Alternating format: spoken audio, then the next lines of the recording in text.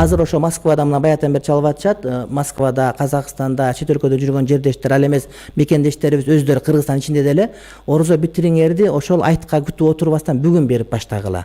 Оң жак, сол жак эшиктеги туугандарды карагыла. Айрыкча мына жаңы коюн жашап аткан бир туугандар, жатаканда жашап аткан бир туугандар, бардыгы эле жыргап кеткен жери жок.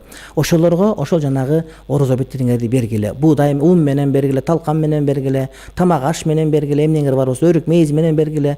Акчасын берген жакшыраак, анткени ошол акчага керегин сатып алат деген урматтуу бир тууган. Ошондон келгиле ушундай кылайлык, ар бирибиз мына ошол сооптуу болот.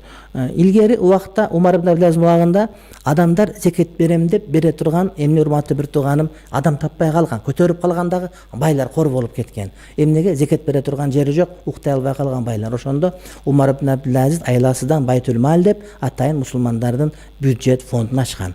Ошондо күн келип калып, эртең карантин бүтүп кетсе, анан кийин ала турган эч ким калбай калып, бере турган жер таппай калбастан, мына бүгүн берип калганга шашылгыла.